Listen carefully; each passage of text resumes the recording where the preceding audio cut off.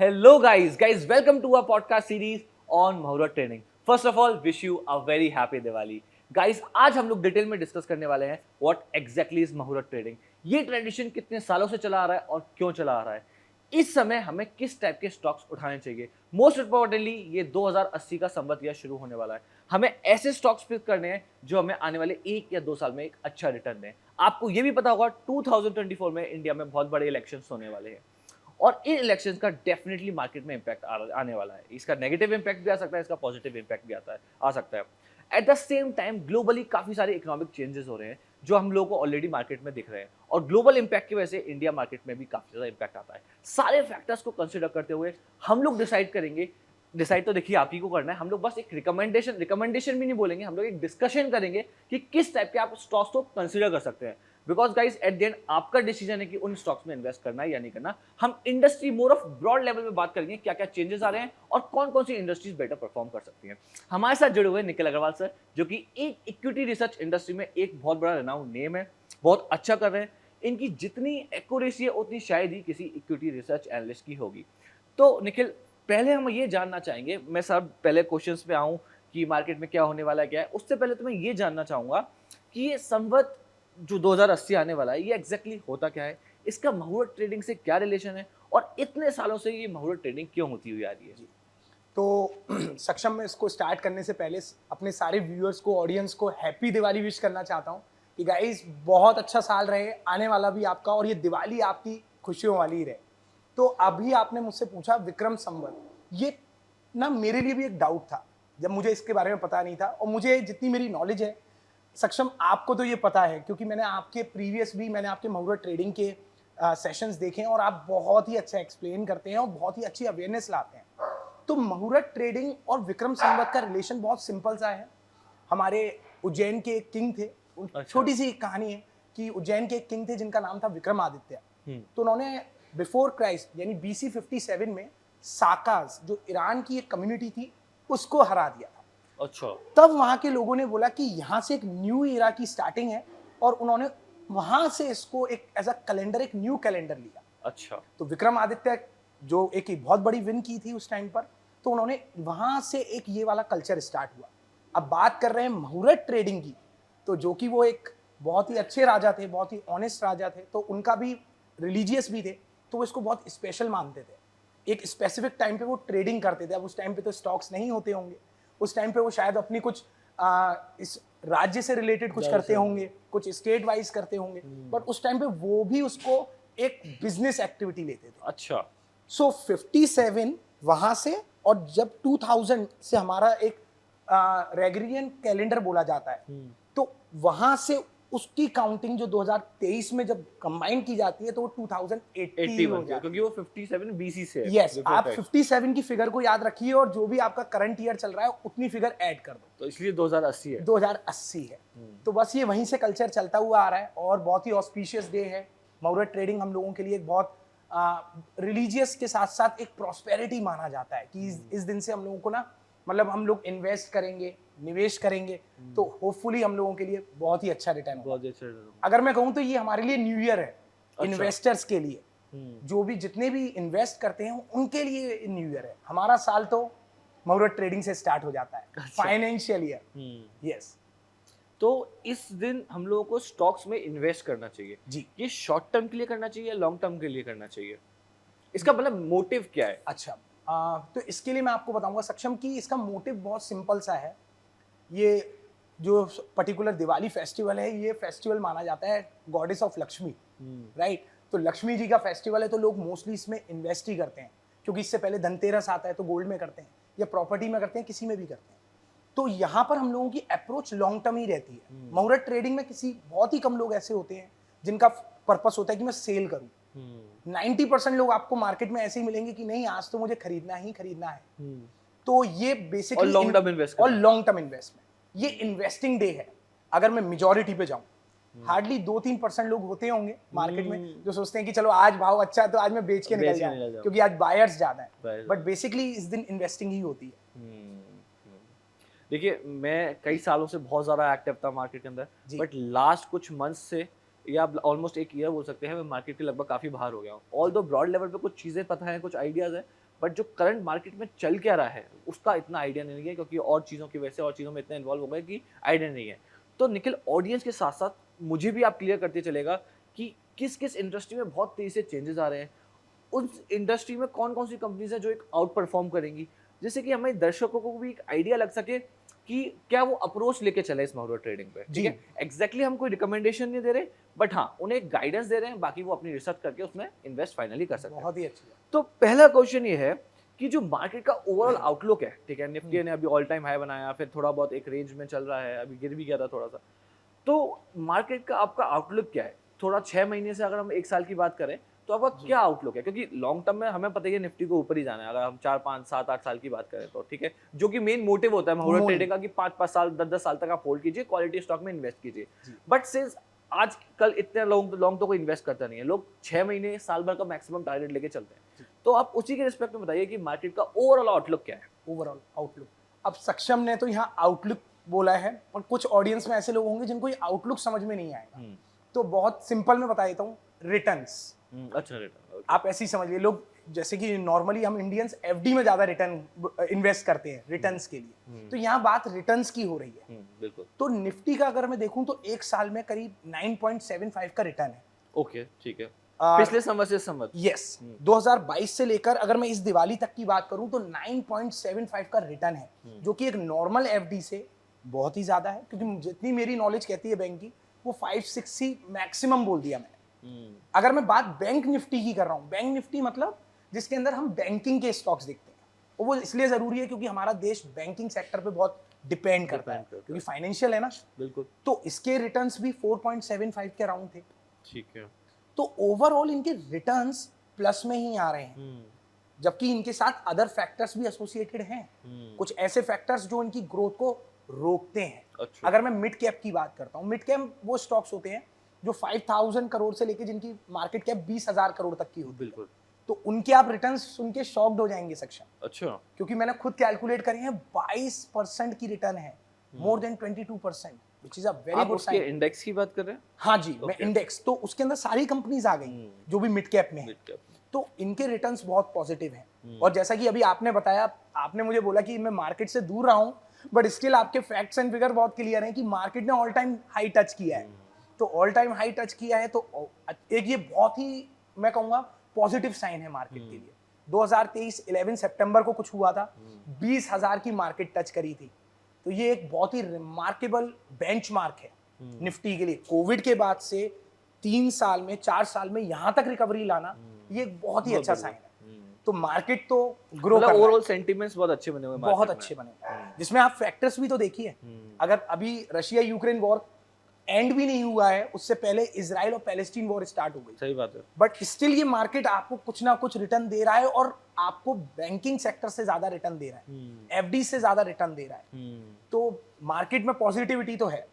तो क्या आउटलुक है, आपको क्या लगता है अगर 6 महीने से लगा हमने 1 साल का टारगेट लेके चले, तो अभी सिंस ये already all time high touch करके आ चुका है, और जितना है ये रेंज बाउंड ही रहने के चांसेस हैं, प्लस अभी इलेक्शन के रिजल्ट्स भी आएंगे, तो इसमें कैसे लोग रिटर्न से एक्सपेक्ट कर सकते हैं? इसमें लोग पॉजिटिव ही रिटर्न से एक्सपेक्ट कर सकते हैं। हो सकता है वो 10% 9% की रिटर्न ना मिले, नहीं, इससे ज्यादा भी मिल सकती है, ज्यादा भी मिल सकती है। अब मैं कोई भी चीज ना मैं हवा में नहीं बोलूंगा, अच्छा। मैं सारी चीज फैक्ट एंड फिगर्स के साथ बोलूंगा। ठीक है। आप भी चेक कर सकते हैं और हमारी ऑडियंस भी चेक कर पाएगी। तो अभी रिसेंटली आपने देखे, इस साल में आईपीओस भरकर आए हैं, बिल्कुल भर के आईपीओस आए हैं, और जितने भी आईपीओस आए हैं उनमें से मैक्सिमम जो अच्छे आईपीओस हैं ना, उन्होंने 90%, मोर देन 90% रिटर्न दिए। कि अगर आपने 1 लाख रुपया मार्केट में निवेश किया है, तो आपको 90,000 तो प्रॉफिट मिल गया है। प्रॉफिट मिल गया, मतलब 1,90,000 आपको मिले हैं। जैसे मैं आइडिया फोर्ज की बात करूं, मैं आपको उत्कर्ष स्मॉल फाइनेंस की बात करूं, एसबीएफसी फाइनेंस की बात करूं, या एरोफ्लेक्स, ये सारे आईपीओ इसी साल आए हैं सक्षम,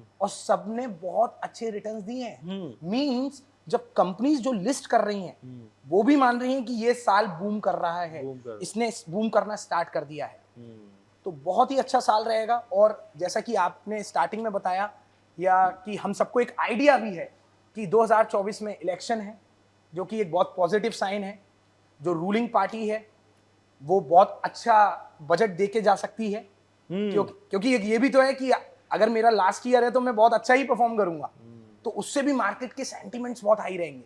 बट इससे ये भी तो हो सकता है बजट में वो कुछ ऐसे डिसीजंस ले हम्म। जो वोट के लिए अच्छे हो बट बिजनेस एक्टिविटीज के लिए अच्छे हो, जैसे सब्सिडीज बढ़ा दे या वो जी बढ़ा दे, तो उसका तो कहीं ना कहीं नेगेटिव इम्पैक्ट दिख सकता है मार्केट जी में।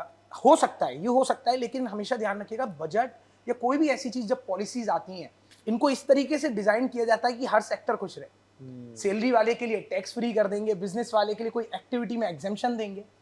हो सकता है आपने जैसे कहा कि डोमेस्टिक सेक्टर है तो वहां गैस सब्सिडी वगैरह फ्री कर दी, बट बेनिफिट इस पर्टिकुलर बजट में सबके लिए है, सबके लिए, सबके जो लिए आने वाला है जो Feb। आने वाला है। और ये इंटरिम बजट क्या होता है, एक बार आप हमारी ऑडियंस को वो भी क्लियर कर दीजिए। इंटरिम बजट बहुत सिंपल सा है, इसके अंदर हम कंप्लीट नहीं करते हैं, कंप्लीट बजट नहीं होता वो एक तरीके का, इस तरीके का बजट है कि अगर मैं दोबारा रूलिंग पार्टी में आ गया, अगर मेरी दोबारा गवर्नमेंट आ गई, तो ये सारी चीजें मैं इंप्लीमेंट करूंगा, क्योंकि यहाँ हम अपना बेस्ट विजन देते हैं, क्योंकि उन्हें ये तो पता ही नहीं है कि मैं अब आ रहा हूँ नहीं आ रहा हूँ, राइट। तो वो क्या करते हैं, अपने सारे प्रोजेक्शंस बताते हैं, पॉलिसीज बता जाते हैं, और इस तरीके से उस बजट को ओपन रखते हैं कि अगर मैं आता हूँ तो ये डेफिनेटली ये चीजें होंगी। ये चीजें होंगी।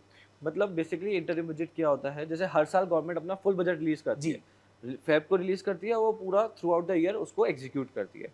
इस साल क्या होगा 2024 में, इस साल क्योंकि अभी इलेक्शंस होंगे, इलेक्शंस जून में होंगे, मई जून जी में, जी ठीक है, इलेक्शंस मई जून में होंगे, फेब में ये लोग अपना बजट प्रेजेंट करेंगे बट उसे पूरा एग्जीक्यूट नहीं कर पाएंगे, इसलिए इंटरिम बजट रिलीज करेंगे।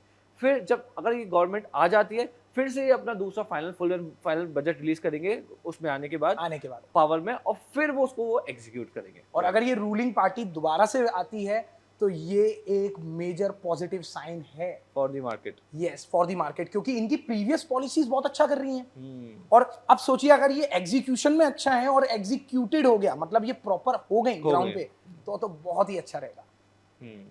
जो करंट रूलिंग पार्टी है, तो हम सब लोग जाते हैं, वो मार्केट की हमेशा फेवरेट रहती है। वो इसलिए फेवरेट रहती है क्योंकि एक तो स्ट्रॉन्ग पार्टी है, अगर टुकड़ों की सरकार बनेगी, मिलजुल की सरकार मिलेगी, तो वो लोग आपस के ही प्रॉब्लम सॉल्व नहीं कर पाएंगे, तो कंट्री की प्रॉब्लम कहाँ सॉल्व करेंगे। और जब कंट्री की प्रॉब्लम सॉल्व नहीं होगी, चीजें एड्रेस नहीं होंगी, तो इकोनॉमिक एक्टिविटी कैसे बढ़ेगी।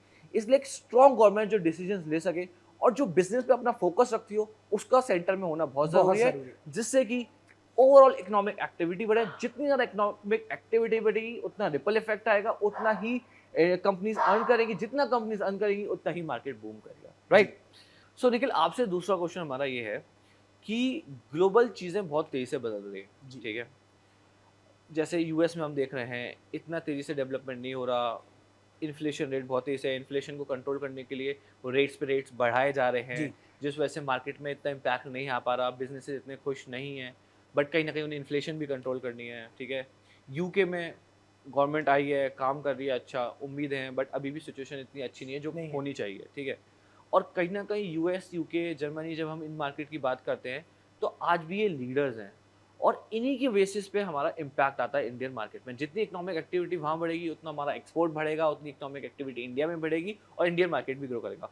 ऑल्दो आज का टाइम ऐसा आता जा रहा है कि इंडियन मार्केट खुद अपने आप में एक स्टैंड लेता है, खुद अपने आप में स्टैंड करता है। डोमेस्टिक एक्टिविटी इतनी बढ़ गई है, चीज़ें इतनी बढ़ गई हैं कि अगर ग्लोबली भी चीज़ें इतनी अच्छी नहीं चल रही हो, बट फिर भी इंडियन मार्केट आउट परफॉर्म करता है। बट जैसे आपने स्टार्टिंग में बोला, रशिया यूक्रेन वॉर के बारे में बोला कि अभी तक वो खत्म भी नहीं हुई है और ये इजराइल पैलेस्टीन वॉर आ गई, तो ये जो वॉर का माहौल चल रहा है, इस वजह से कहीं ना कहीं बिजनेस सेंटीमेंट्स डाउन होते हैं, इन्वेस्टर्स रिस्क लेना कम कर देते हैं, क्योंकि पता नहीं चीज़ें आगे कैसे टर्न आउट करेंगी, कहीं ये वर्ल्ड वॉर ना बन जाए। ऑल्दो ऐसा कुछ नहीं होना वाला, बट इन केस लोगों के माइंड में ये रहता है।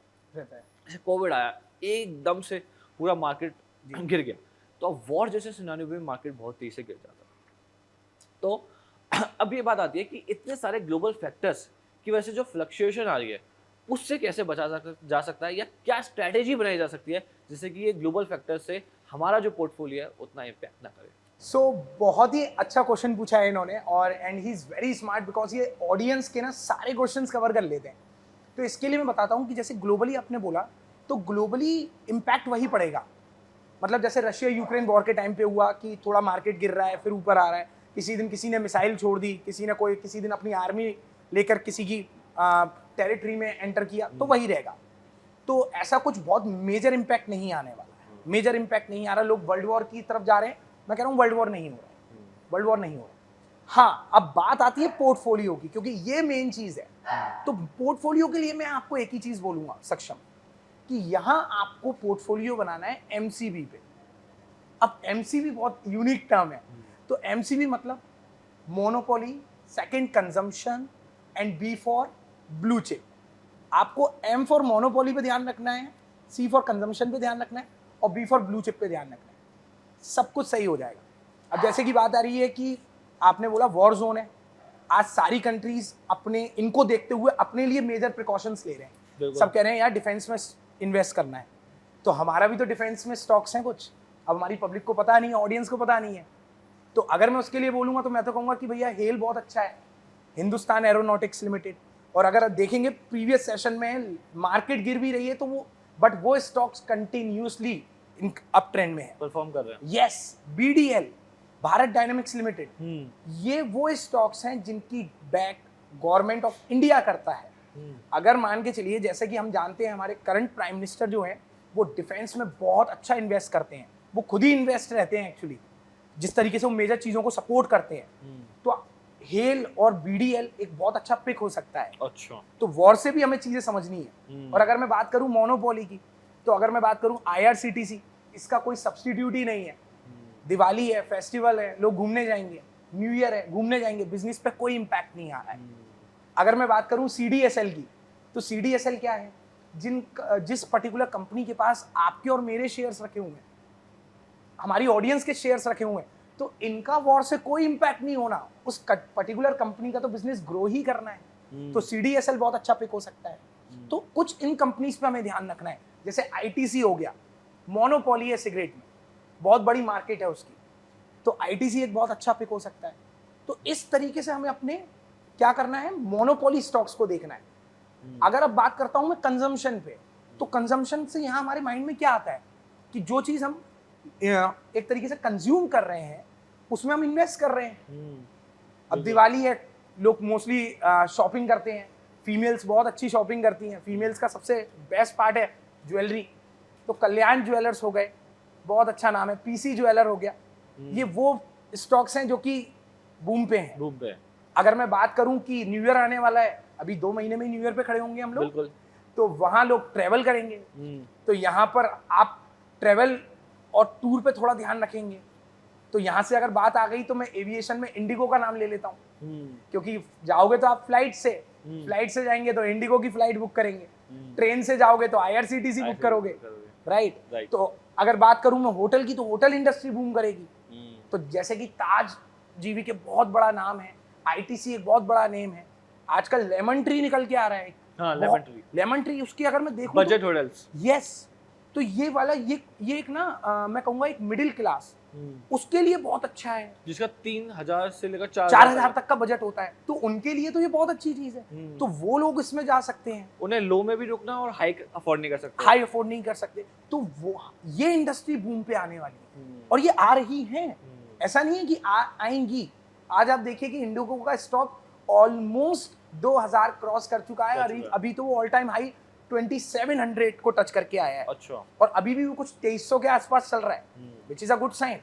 तो यानी कि जो हमारी एविएशन इंडस्ट्री है दोबारा से बाउंस बैक कर रही है, जो 2020 से रुकी हुई थी।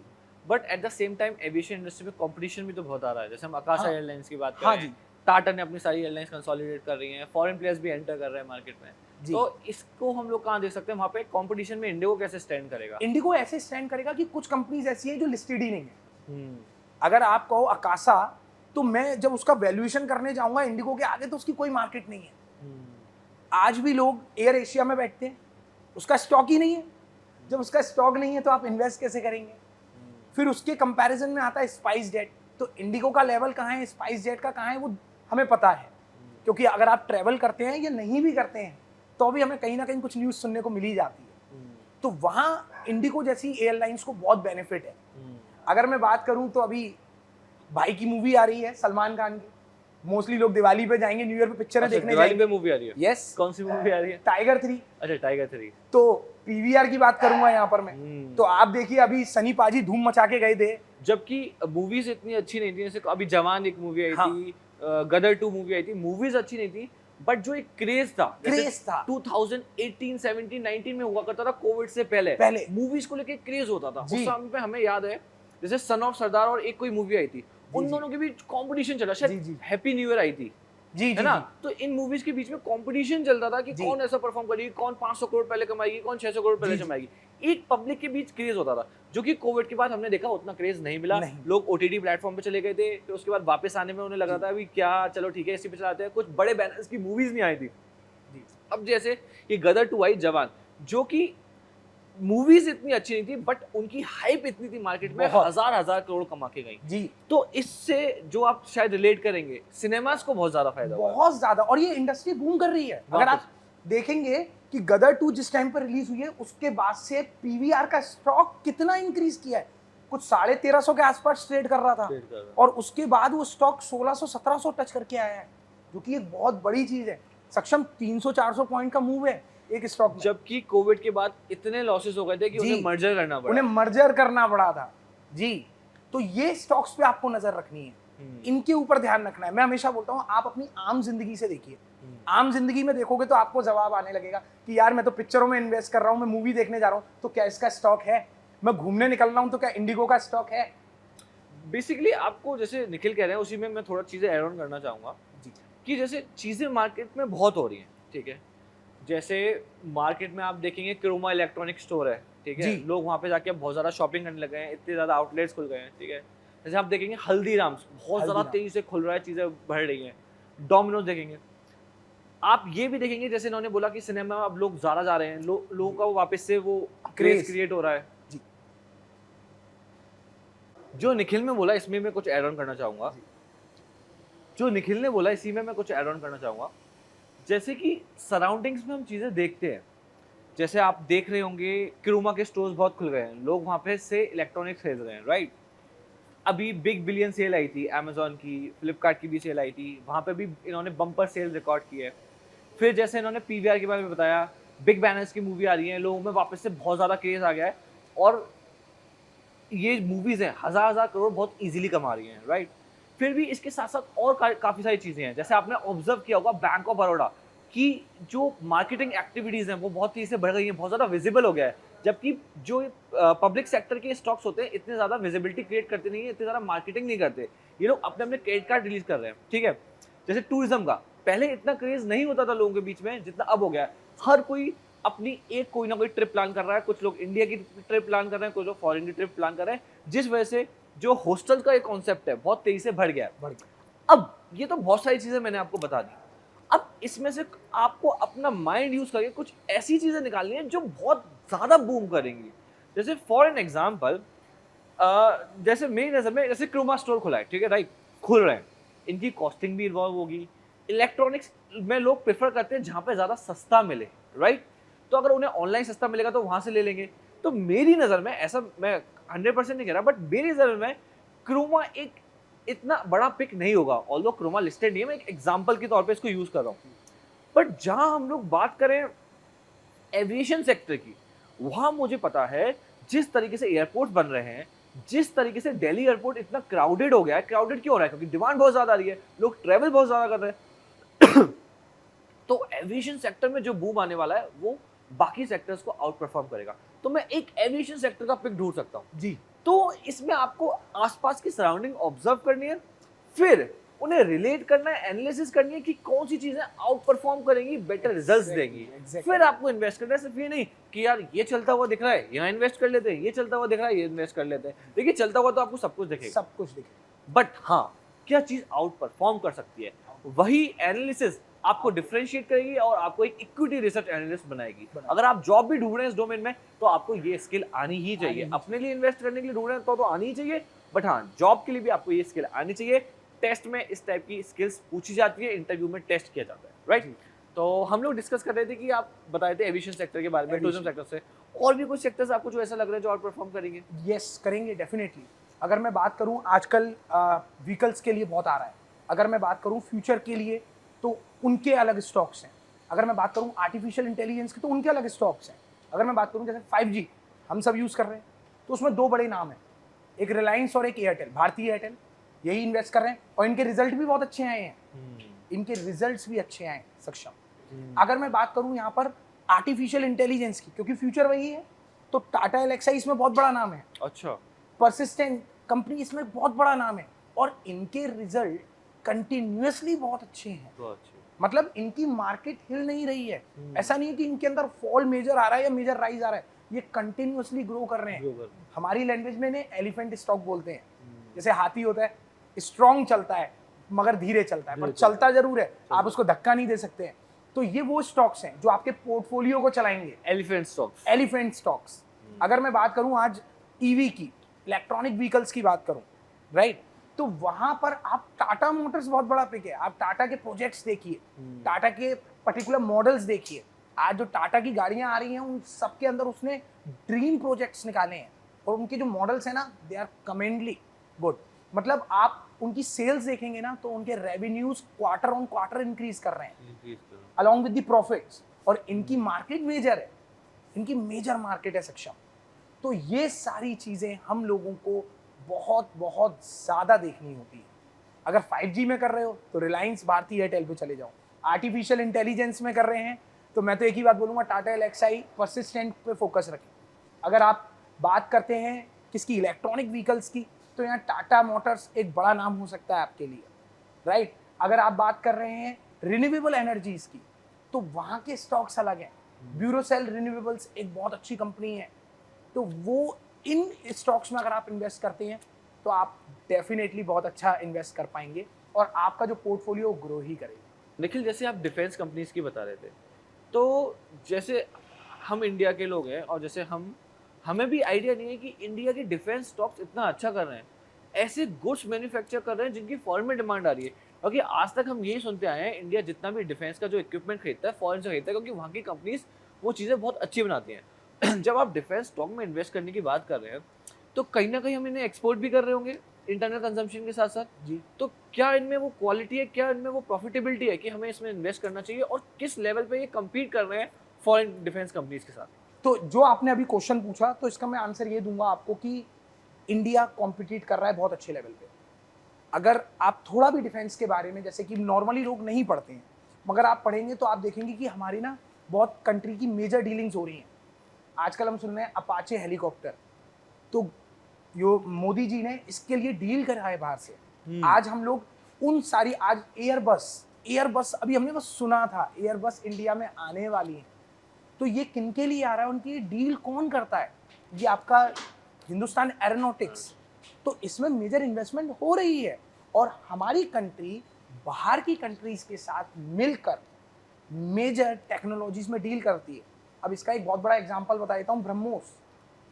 तो ब्रह्मोस दो नाम से मिलके बना है, ब्रह्मपुत्रा, ऑस्कोवा। ब्रह्मपुत्रा इंडिया की रिवर है, ऑस्कोवा रशिया की रिवर है। तो टेक्नोलॉजी आप देखिए, दोनों शेयर कर रहे हैं अपनी, और हमारी ब्रह्मोस मिसाइल बनी है। अच्छा। तो सक्षम ऐसा नहीं है कि हम लोग इन्वेस्ट नहीं कर रहे हैं, और अब तो ये ज़्यादा ही बढ़ेगा, क्योंकि अब सारी कंट्रीज को समझ में आ रहा है कि अपने डिफेंस सिस्टम में इन्वेस्ट करना बहुत ज़रूरी है। पहले मोदी जी बोलते थे तो लोगों को इतना समझ नहीं आता था, लेकिन अब जो ये आप देख ही रहे हैं कि आए दिन हम किसी भी कंट्रीज को लेकर देखते हैं वॉर में, राइट। अभी रशिया यूक्रेन देखा, या अभी इजराइल और हम पैलेस्टीन को देख रहे हैं, तो उसके बाद सबको समझ में आ रहा है कि हमें अपने डिफेंस में कितना इन्वेस्ट करना है। तो ये इनका तो फ्यूचर बहुत ही अच्छा है, बहुत ही अच्छा आउटलुक है। निखिल, जो ये डिस्कशन जा रहा है वो थोड़ा सा ब्रॉड जा रहा है, ठीक है? जी जी। अभी भी कहीं ना कहीं जब मुझे क्लैरिटी नहीं आ रही कि हमें किस सेक्टर को देखना चाहिए, क्योंकि आपने काफी सारे सेक्टर्स बता दिए जी। बट कहीं ना कहीं कुछ सेक्टर्स ऐसे होंगे जो और सेक्टर्स को आउट परफॉर्म करेंगे, जो आप भी जानते हैं, ठीक है? तो अब हम थोड़ा डिस्कशन को नैरो करते हैं, ठीक है? बाद में फिर ब्रॉड कर लेंगे एंड में, बट अभी के लिए जैसे कि ऑडियंस को एक राइट गाइडेंस मिल जाए, क्योंकि हर किसी को बहुत सारे सेक्टर्स में इन्वेस्ट नहीं करना, उन्हें मुश्किल से 5 कंपनीज में इन्वेस्ट करना है, या मैक्स टू मैक्स 7-8 कंपनीज में इन्वेस्ट करना है, ठीक है? तो अगर हम पूछें कि हम आपके जो फेवरेट पिक्स हैं वो किस सेक्टर से निकलेंगे और वो कौन कौन से होंगे, फिर हम आगे डिस्कस भले ही वापस से ब्रॉड कर लेंगे डिस्कशन कि वो क्यों आपने चुने, उन में क्या क्या चेंजेस आ रहे हैं, वो इंडस्ट्री कैसी है, इंडिया कैसा कर रहा है, इंडिया की जीडीपी ग्रोथ के बारे में फिर से अपने डिस्कशन को ब्रॉड कर लेंगे, बट अभी थोड़ा सा नैरो लेके चलते हैं। ठीक है। तो सक्षम, मैं जब भी पोर्टफोलियो बनाता हूँ तो मैं डाइवर्सिफाइड बनाता हूँ। उसका कारण बहुत सिंपल सा है कि अगर मान के चलिए मेरे एक स्टॉक डूबे, अगर मेरे एक स्टॉक में लॉस आ रहा है तो दूसरे में प्रॉफिट आ जाए, तो मेरा पोर्टफोलियो बैलेंस रहे, मतलब मेरा जो पैसा लगा हुआ है वो ना कम हो। अगर मान के चलिए मैंने 1 लाख रुपया इन्वेस्ट कर रखा है, तो मेरा जो 1 लाख रुपीस इन्वेस्टेड है वो 1 लाख ही रहे, ठीक है, मुझे मेरा प्रॉफिट लॉस बैलेंस ही हो जाए। तो इसके लिए मैं क्या करता हूँ, मैं आपको बहुत सिंपल टर्म्स में सारे सेक्टर्स के कुछ कुछ पिक्स बताता हूँ और फिर आप वो खुद इवैल्यूएट कर सकते हैं और हमारी ऑडियंस भी इवैल्यूएट कर लेगी, ठीक है। तो जैसे कि मैं बात करता हूँ बैंकिंग सेक्टर से, तो बैंकिंग सेक्टर में मैं हमेशा उन स्टॉक्स को देखता हूँ जिनमें ग्रोथ बहुत अच्छी है और जो अभी बहुत ही कम प्राइस पर ट्रेड कर रहे हैं, राइट। कई स्टॉक्स जैसे कि इस समय एक HDFC है, HDFC 1700 के वैल्यूएशन है उसके, 1700 के 1700 के जी, और अभी वो 1400 के आसपास कुछ ट्रेड कर रहा है। क्यों? उसका रीजन है क्योंकि अभी आपने देखा ही था मार्केट में मेजर फॉल था, तो उसके वजह से ये चीजें होने लगी। प्लस जैसे ही हमारे रिजल्ट हमारी एक्सपेक्टेशन से कम आते हैं, सी प्रॉफिट होना और मेरी एक्सपेक्टेशन से प्रॉफिट कम होना, दोनों में फर्क है। मैंने सोचा कि 50 करोड़ का प्रॉफिट होगा, लेकिन इस बार 20 करोड़ का प्रॉफिट हुआ, तो मेरा स्टॉक गिर गया क्योंकि मेरे प्रोजेक्शन किसी ने दे रखे थे 50 करोड़ के, मगर मेरी बैलेंस शीट में फर्क नहीं हुआ है कुछ ऐसा खास, क्योंकि मैं लॉस में तो नहीं गया हूँ, बट ये है कि मैं प्रोजेक्शंस को मीट आउट नहीं कर पाया।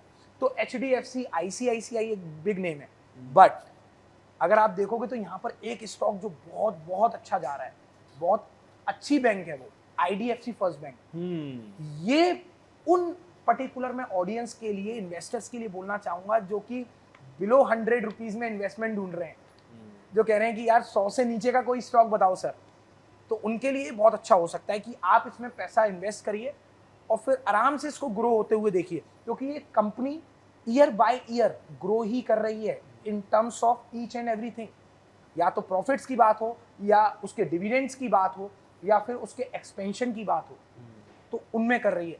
तो बैंकिंग सेक्टर से मैंने आपको 3 नाम दिए हैं अपनी नॉलेज से। एक, अब बात करते हैं हम लोग थोड़ा सा मोटर्स में चले, गाड़ियों में चले, तो वहाँ टाटा मोटर्स एक बहुत अच्छा नाम है, मारुति सुजुकी बहुत अच्छा नाम है। जैसे कि हम देख रहे हैं मारुति सुजुकी, मारुति हमारे किसी भगवान का नाम है, जी हाँ, हनुमान जी का नाम है मारुति, और सुजुकी जैपनीज नेम है। तो यहाँ पर टेक्नोलॉजी शेयर हो रही है, तो वहाँ, और अगर आप बात करेंगे ये मार्केट के लीडर्स हैं, ये मार्केट में अब भी लीड कर रहे हैं। हाँ, 40% से ज्यादा मार्केट इनके पास है। तो बट जब हम टाटा मोटर्स की बात करते हैं, सॉरी टू इंटरप्ट, हाँ, जब हम टाटा मोटर्स की बात करते हैं, कहीं ना कहीं टाटा की गाड़ी इतनी डिमांड में रहती, तो आप टाटा मोटर्स कैसे रिकमेंड कर सकते हैं? मैं उसके लिए बताता हूँ आपको, मैंने खुद पर्सनली यूज करी आज से 10 साल पहले। अच्छा जी। और उसकी इतनी बेकार परफॉर्मेंस थी, 2-3 साल में उसे सेल आउट करना पड़ा जी, और उसके बाद से टाटा की गाड़ी आज तक हमने टच नहीं करी। तो ये बात बहुत अच्छी कही इन्होंने। तो 10 साल में ना पूरी गेम चेंज हो गई है टाटा की। अच्छा, पहली चीज, 10 साल के बाद उन्होंने पूरे अपने, यही रीजन था कि टाटा जो लॉसेस में जाती थी, आप उसके अगर पुराने मॉडल्स देखेंगे, इंडिको, इंडिका, टाटा माजा, ये गाड़ियां ऐसी थी कि आप चला रहे हो तो आपको लगता है क्या ही चला रहे हो। तो इस पे उन्होंने बहुत रिसर्च किया है अपने प्रोजेक्ट्स पे, और अगर आप देखेंगे कोविड के बाद से जो 300-350 पे टाटा मोटर्स चलता था, आज वो 600 के पार है, ऑलमोस्ट डबल। और ऐसा नहीं है कि कोविड के बाद तो सभी रिकवर करे, नहीं, उन्हें कोविड में अपनी ग्रोथ ली है और कोविड के बाद तो एक्स्ट्रा ऑर्डिनरी ग्रोथ पे आया है वो, राइट। तो अभी जो उसके प्रोजेक्ट्स हैं वो बहुत ही अच्छे हैं। 60-70 रुपए पे चला गया था जी, जो 60-70 पे गया था कोविड में, 60-70 से 600 का सफर, 10 गुना, 100 टाइम्स, हाँ 10 टाइम्स हो गया, 10 टाइम्स हो गया कि 60 से 600। तो ये बहुत अच्छी चीज़ है, और उसके जो फंडामेंटल्स हैं वो भी बहुत अच्छे हैं।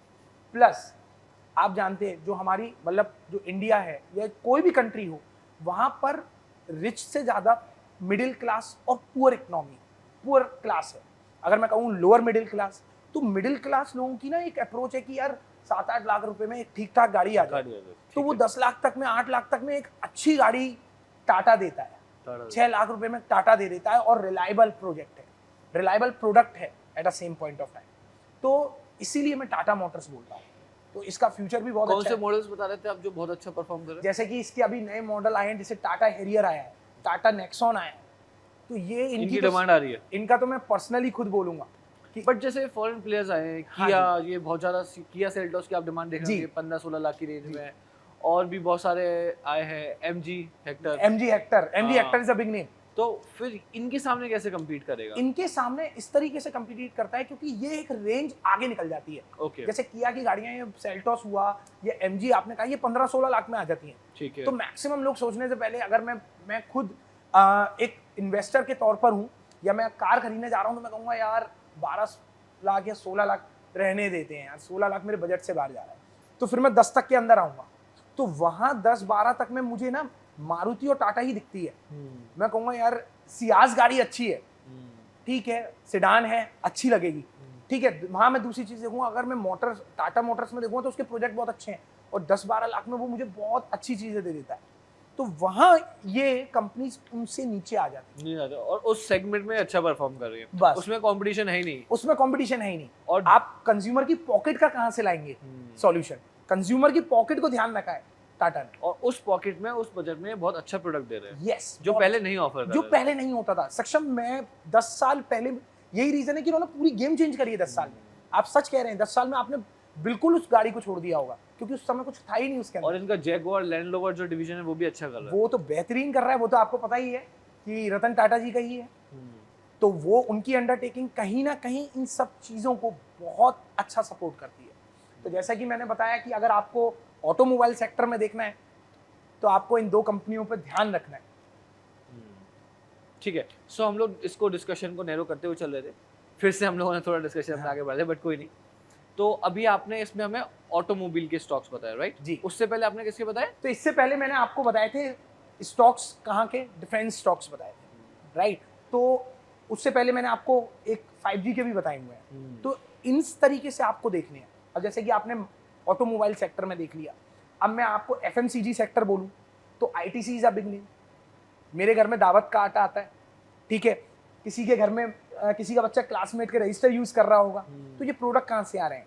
ITC। सनफीस्ट के बिस्किट्स, yippee नूडल्स, और सॉरी मुझे बोलना नहीं चाहिए, मैं सिगरेट को प्रमोट नहीं करता, लेकिन सिगरेट मोस्टली जो लोग पीते हैं, तो वो कौन सी कंपनी है जिसकी मोनोपोली है इन चीज़ों में? ITC।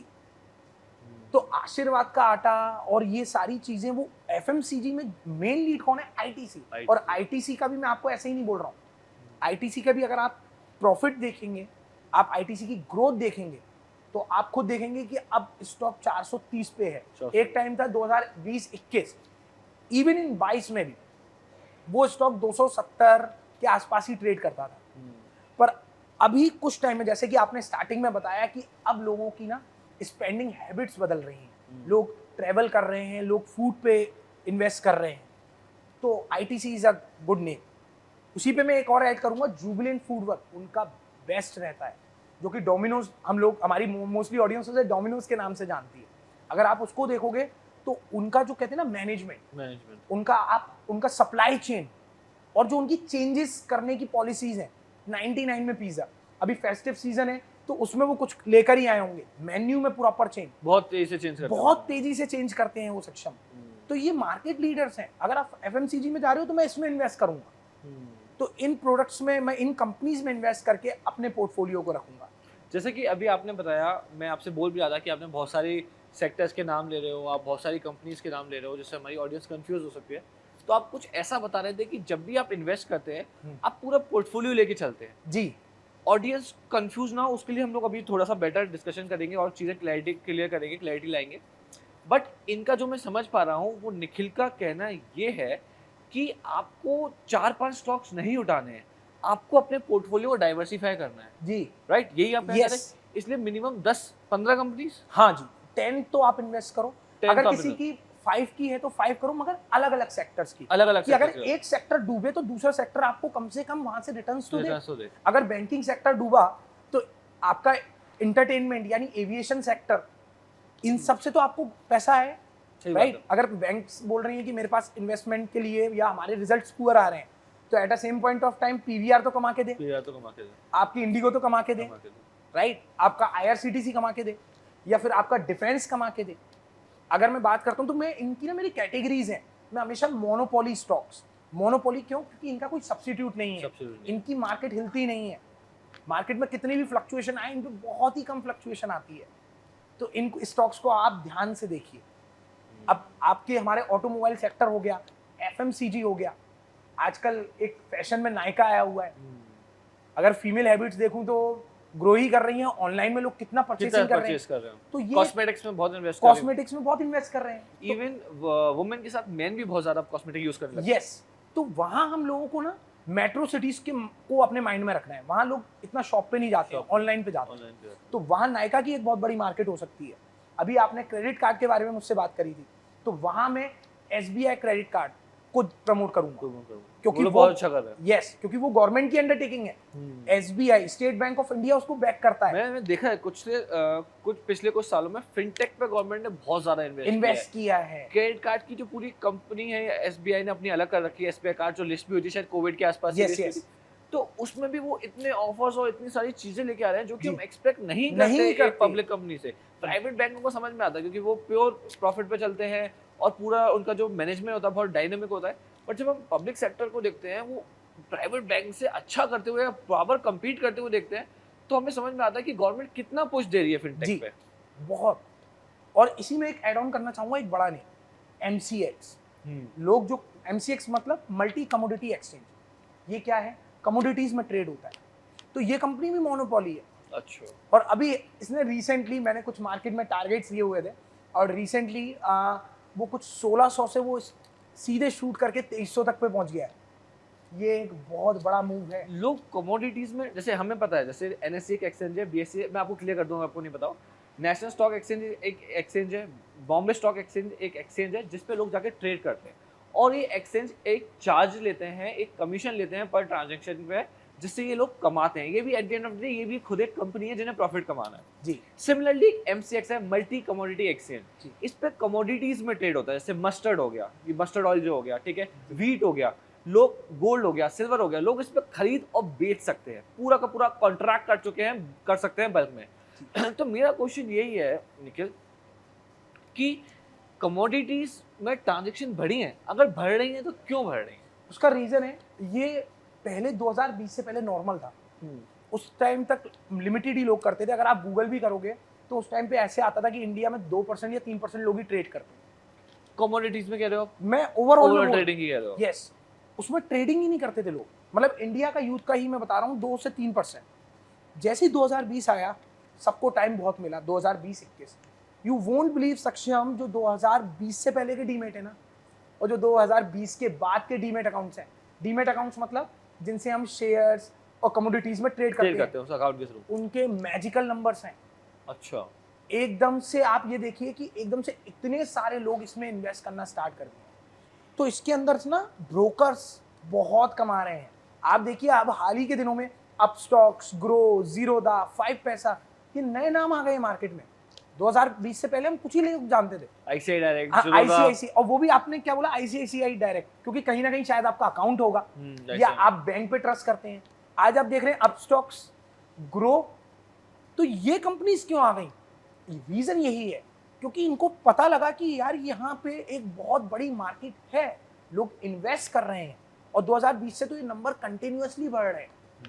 तो ये एक बहुत ही, मतलब मैं कहूँगा कि इन स्टॉक्स को हम लोगों को नज़र में रखना। मैं ये नहीं कहूँगा, क्योंकि होता क्या है कि मैं आपको कोई डायरेक्ट पिक नहीं दे रहा, मैं बस आपको एक चीज़ बोल रहा हूँ, इनको हमें नज़र में रखना है कि आप इसको फंडामेंटली भी देख सकते हैं कि कितना अच्छा परफॉर्म कर रहे हैं। अगेन गाइस, हम लोग आपको पिक नहीं दे रहे हैं, हम लोग एक डिस्कशन कर रहे हैं ब्रॉड लेवल पे, जैसे कि आपको नॉलेज मिले। जैसे कि हमने स्टार्टिंग में बोला कि सराउंडिंग्स में चीज़ों को ऑब्जर्व करना है और उसमें ये एनालिसिस करनी है कौन सी चीज़ आउट परफॉर्म करेगी, कौन सी चीज़ बेटर रिजल्ट्स आपको दे सकती है, उस सेक्टर में जाना है। फिर उस सेक्टर में हमें देखना है कि कौन सी कंपनीज हैं जो बहुत तेज़ी से, जिनका मैनेजमेंट बहुत अग्रेसिवली काम कर रहा है। फिर हमें डिसाइड करना है हमें कैसे अपना पोर्टफोलियो बनाना है, राइट? बट स्टार्टिंग में आपको एक गाइडेंस मिल जाए, एक पुश मिल जाए कि कौन कौन से सेक्टर्स अच्छे हैं, कौन कौन सी कंपनीज अच्छी हैं, इसलिए हम लोग इतना डिस्कशन कर रहे हैं। आप अपनी एक जर्नी स्टार्ट कर सकते हैं और जो ऑलरेडी मार्केट में, वो भी इससे एक आइडिया ले सकते हैं कि वो सही जा रहे हैं या वो गलत जा रहे हैं। तो चलिए हम पिक्स नहीं देते हैं, बट फिर भी कहीं ना कहीं 10 कंपनीज के आप नाम लीजिए अलग अलग सेक्टर से जो आपकी फेवरेट है, जिसमें आप इस संवत में इन्वेस्ट करने जा रहे हैं। जी, मैं तो हमेशा से वही स्टॉक्स लेता हूं जो मुझे रिटर्न्स दें, कम दें मगर रिटर्न्स दें, लॉसेस ना दें। तो मेरा तो फिक्स है, एक मैं आईटीसी में जरूर करता हूं, आईटीसी, क्योंकि मैं तो FMCG सेक्टर, यस, क्योंकि ये कंजम्पशन में भी है और मैं मोनोपोली में भी जानता हूँ। ठीक है। मैं सिगरेट नहीं पीता हूँ, बट और लोग जो पीते हैं मैं उन पे जरूर इन्वेस्ट करता हूँ कि ये ब्रेक में गए, ये जरूर पी के आएंगे, तो कुछ ना कुछ तो इनसे रिटर्न आना चाहिए। तो आईटीसी मेरा एक, एफएमसीजी, ठीक है, एफएमसीजी। अगर मैं बात करूँ डिफेंस, तो मैं हेल ले लेता हूँ, हिंदुस्तान एरोनॉटिक्स लिमिटेड। अगर मैं बात कर रहा हूँ बैंक्स में, तो मैं ये 2 टॉप की बैंक नहीं छोड़ता, अच्छा, HDFC और ICICI। पर मेरा जो पर्सनल फेवरेट है ना, जिसपे मेरी हमेशा एक नजर रहती है, IDFC फर्स्ट बैंक, क्योंकि मुझे मालूम है ये आने वाले टाइम का एक बहुत ही बड़ा कहीं कॉम्पिटिटर ना कहीं थोड़े मीडियम लेवल के भी स्टॉक्स रखने चाहिए क्योंकि ये रिटर्न्स बहुत अच्छी दे जाते हैं। यस अब जैसे HDFC है, उसमें आपने बताया अभी 16-1400, हाँ 1400 तो इसकी रेंज आएगी 1400 से 1700। हाँ जी बट जहाँ IDFC है, IDFC शायद 70-80 कितना, यस 80 के आसपास 80 के आसपास है, ये 150 जा सकता है। 150 जा सकता तो वहाँ आपको आपके रिटर्न्स डबल हो है जाएंगे। डबल हो जाएंगे। एक नाम ऐड करूंगा ट्राइडेंट। ट्राइडेंट ट्राइडेंट एक बहुत ही अच्छा स्टॉक है और पता है ये स्टॉक कितने पे ट्रेड करता है? ये इसकी रेंज 30-35 ही रहती है 30-35 रहती है। और ये अपना ऑल टाइम हाई टच करके आया था 67। कितना गिर क्यों गया? उसका रीजन यही है कि ये मार्केट में एक्चुअली इसका एक बहुत ही टेक्निकल टर्म है जो मैं बता दूं, एक बीटा कैलकुलेशन होती है। तो जो ये छोटे स्टॉक्स होते हैं ना, तो इनका जब मार्केट बहुत गिरता है तो ये भी बहुत जल्दी गिर ये जाते हैं, ज्यादा गिर जाता ये है। ज्यादा गिर जाता है। मार्केट अगर 5% का रेट होगा तो HDFC भी 5 होगा या 4% या 7-8% होगा। ये 20-20% ये 20% गिरने लग जाते हैं क्योंकि इनका मार्केट पे नेगेटिव इम्पैक्ट है। नेगेटिव। तो यहाँ मैंने आपको बता दिया। आपको ये चीज भी नोट करनी है। Yes. जैसे मैंने तो बोल दिया कि आप मीडियम कंपनीज में भी इन्वेस्ट कीजिए, आपको रिटर्न मिलेंगे। बट निखिल ने एक चीज पॉइंट आउट की है, बीटा देख के इन्वेस्ट कीजिएगा। ज्यादा आप अपने पोर्टफोलियो में ऐसे स्टॉक मत रखिएगा। अगर मार्केट 5% से करेक्ट होता है, निफ्टी 5% गिरता है, तो ये 20 से 25% गिर जाएंगे, जो आपके पोर्टफोलियो में बहुत नेगेटिव इंपैक्ट डालेंगे। नेगेटिव इम्पैक्ट डालेंगे। तो यहाँ पर मैंने एक ट्राइडेंट बोल दिया। Trident। ऑटोमोबाइल्स में मैंने आपको दो नाम बताए कि एक आप टाटा मोटर्स टाटा देखिए मोटर्स और एक आप मारुति सुजुकी। जो कि बहुत एक्सपेंसिव स्टॉक। यस, पर पॉइंट क्या है, ये सेफ है। Safe, अब safe। टाटा मोटर्स इतना नहीं है, 600 के आसपास ट्रेड कर रहा है, ठीक है। तो और इसके प्रोजेक्शंस बहुत अच्छे हैं। प्रोजेक्शंस में मैं बात करूंगा तो इसके प्रोजेक्शंस बहुत ही अच्छे आते हैं। डायरेक्ट पिक नहीं दे सकता हूं मैं, बट मेरे अकॉर्डिंग तो ये है कि ये बहुत ही गोल्ड, मतलब आप कहते हैं ना ब्लू चिप है। ब्लू चिप का। अब बात करते हैं, मैं थोड़ा सा फ्यूचरिस्टिक हो जाऊं तो यहाँ पर मैं चीज़ों को और डीपली देखना स्टार्ट करता हूँ। जैसे 5G में जाता हूँ तो मैं भारतीय एयरटेल में भारतीय एयरटेल, एयरटेल में कर दूंगा। एक CDSL बहुत अच्छा स्टॉक, CDSL, क्योंकि वहां मेरे और आपके इंडिया के सबके स्टॉक्स वहीं पे हैं। ये वो एक बार कंपनी। थोड़ा सा बताएंगे ऑडियंस को CDSL कैसे सारे स्टॉक्स हमारे उनके पास हैं? ओके, CDSL मतलब सेंट्री डिपॉजिटरी सिक्योरिटीज लिमिटेड। आपने किसी ब्रोकर से शेयर खरीदा, ठीक है, जैसे ब्रोकर हो गया ज़ीरोधा, ICICI डायरेक्ट। हाँ, आपने वहां से एक शेयर खरीदा। अब पॉइंट क्या है कि जब हम बाय और सेल करते हैं तो बाय सेल में क्या होता है, सपोज आपने बाय करा, उसी दिन मैंने सेल करा, तो ऐसा क्या हुआ कि मेरे से सेल करते ही गायब हो गए और आपके में आ गए। रिकॉर्ड कौन मेंटेन ये रिकॉर्ड कौन मेंटेन कर रहा है? ये CDSL कर रहा है। वहां पर सक्षम अग्रवाल के नाम पर भी स्टॉक्स लिस्टेड है CDSL के, और मेरे नाम पर भी। और ये भी एक नॉर्मल कंपनी है, प्रॉफिट मेकिंग कंपनी है, गवर्नमेंट से कोई लेना देना नहीं है, मगर इसका बिजनेस इतना अच्छा है CDSL।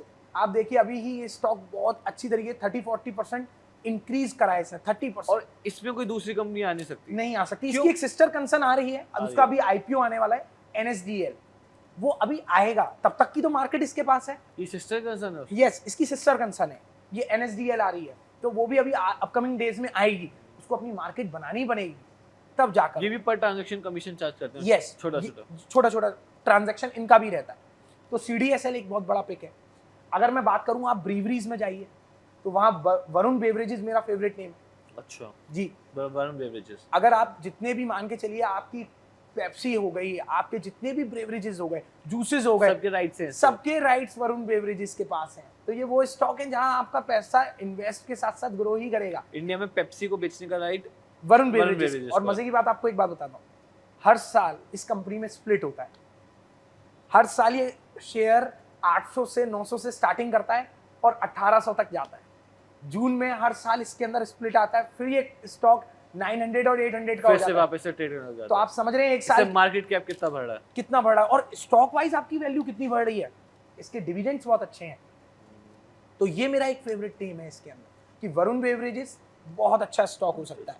अगर बात करूं मैं इंटरटेनमेंट की, तो मैं PVR पे जरूर इन्वेस्ट करूंगा। लगभग 9 स्टॉक्स डिस्कस कर चुके हैं जी। PVR। और एक जो मेरा फेवरेट है, अगर मैं घूमने जाऊंगा तो भाई मैं तो इंडिगो और होटल इंडस्ट्री में लेमन ट्री, ताज GVK, इनको डेफिनेटली नजर में रखूंगा, क्योंकि मैं तो जानता हूं कि इन चीजों पे अगर मैं इन्वेस्ट कर रहा हूं तो इनके रिटर्न्स तो मुझे बहुत जल्दी मिलेंगे।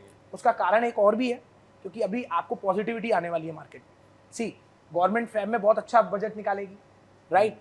और जितना हम सब होप कर रहे हैं, और ये मैक्सिमम इंडियंस होप कर रहे हैं, जो रूलिंग पार्टी है वो दोबारा से रूलिंग पार्टी बनेगी, तो उसके बाद में आपको बताऊं ये मार्केट नेक्स्ट लेवल पे जाएगा। एक अलग माइलस्टोन टच करते हुए देखेंगे आप इसे।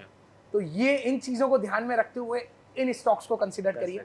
हो सकता है आपकी दिवाली भी खुशियों वाली हो। तो आपने बहुत अच्छे से सारे स्टॉक समराइज कर दिए। गाइस आपको कहीं ना कहीं आइडिया लग गया होगा कि आपको हमने एक रेंज ऑफ स्टॉक्स दे दिए 10 से 15, जिसमें से आप सिलेक्ट कर सकते हैं। जी। बाकी आप अपनी रिसर्च करेंगे, एनालिसिस करेंगे, तभी आप डिसीजन लीजिए, क्योंकि आपको भी समझने आना चाहिए हम लोग कहाँ इन्वेस्ट कर रहे हैं। जैसे हमने आपको एंट्री बता दी, चलिए although we are not SEBI registered adviser, but हमने फिर भी चलो आपको बता दिया कि आप इसमें इन्वेस्ट कीजिए। बट जब आपको एग्जिट लेना होगा जी। तब आपको तो एनालाइज करना होगा कि अब ये इंडस्ट्री सैचुरेट हो गई है या फिर ये कंपनी का परफॉर्मेंस अब लगभग ऑलमोस्ट पीक पर है, अब यहाँ से हमें निकल जाना चाहिए। उसके लिए आपको राइट तरीके से एंट्री लेंगे, राइट नॉलेज के साथ एंट्री लेनी पड़ेगी, तभी आप एग्जिट ले पाएंगे और अपना प्रॉफिट बुक कर पाएंगे। ठीक है, तो हमारी गाइडेंस के साथ साथ अपनी रिसर्च जरूर कीजिएगा और जी। फिर ही इन स्टॉक्स में इन्वेस्ट कीजिएगा। जैसे निखिल ने बताया, ये सारे सेगमेंट, सारी कंपनी जिनकी ये बात कर रहे हैं, ये अपनी अपनी इंडस्ट्री में मार्केट लीडर्स हैं और ये इंडस्ट्री कहीं ना कहीं बहुत तेजी से आगे बढ़ रही है, आउट परफॉर्म करेंगी ये दूसरी इंडस्ट्रीज को, राइट। सो आई होप आप लोगों को सब आइडिया लग गया होगा। कुछ कंक्लूडिंग वर्ड्स जो आप कहना चाहेंगे निखिल हमारी ऑडियंस से इस संबंध 2080 के लिए? मैं आपसे यही बोलना चाहूँगा सबसे पहले कि जो भी हमने स्टॉक्स डिस्कस करे हैं, these stocks are a leader in the market, but still ये आपका हार्ड अर्न मनी है, तो अपनी प्रॉपर रिसर्च करिए और इन्वेस्ट करिए। तो इतनी तो हमारी जो ऑडियंस है वो बहुत समझदार है। दूसरा, मैं आप लोगों से ये बोलना चाहूँगा कि मार्केट में जो अभी फ्लक्चुएशंस आ रहे हैं उससे घबराना नहीं है, क्योंकि मार्केट की फ्लक्चुएशंस आने वाले दिनों में बिल्कुल खत्म हो जाएंगी और मार्केट एक अलग हाई पे जाएगा। अलग है पे जाएगा। क्योंकि जो इंडिया है ना, मैं तो एक ही बात कहता हूँ, इंडिया में इन्वेस्ट, जो हमने एक वेब सीरीज में भी सुना है कि इंडिया में इन्वेस्ट कर दो, इंडिया में invest तो इंडिया में सच में इन्वेस्ट करना है। इंडिया ग्रो ही कर रहा है। तो मुझे क्या, हम जितने भी रिसर्च एनालिस्ट हैं, आप खुद सीए हैं, तो आपको भी ये चीज़ समझ में आती है कि इंडिया के अंदर पोटेंशियल बहुत है। बाहर की कंट्रीज इन्वेस्ट कर रही हैं। आप देखिए FIIS का सबसे ज़्यादा डेटा हमारे इंडिया में पाया जाता है। फॉरेन इंस्टीट्यूशनल इन्वेस्टर हमारे यहाँ निवेश करते हैं, क्योंकि उन्हें पता है buying opportunity, investment opportunity India में सबसे ज़्यादा है। तो आप लोगों के लिए एक ही चीज़ बोलूँगा कि इन्वेस्ट जरूर करिए, बट वही चीज़ जो म्यूचुअल फंड वाले बोलते हैं, subject related to market risk, थोड़ा मार्केट के रिस्क को भी देखते रहना, एंड डेफिनेटली आपके अच्छे रिटर्न्स आएंगे।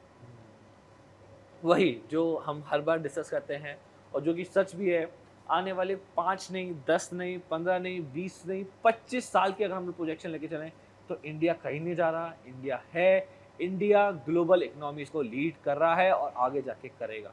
तो जब इंडिया लीड करेगा उसका मतलब क्या है, इंडिया के बिजनेसेस लीड करेंगे। सारे बिजनेसेस, सारे लोग, सारा एम्प्लॉयमेंट जो क्रिएट होता है, सारे जो जॉब कर रहे हैं, ये ही सब मिलके इंडिया बनाते हैं और इसी की वजह से इंडिया ओवरऑल ग्लोबल प्लेटफॉर्म में एक स्टैंड लेता है, राइट। कंपनीज हैं, हमारे बिजनेस हाउसेज हैं, रिलायंस, अडानी, टाटास और दुनिया भर के जो हमारे स्टार्टअप्स हैं, जो एक इकोसिस्टम क्रिएट हो चुका है, यही हमें इस लेवल पे लाके खड़ा कर रहे हैं।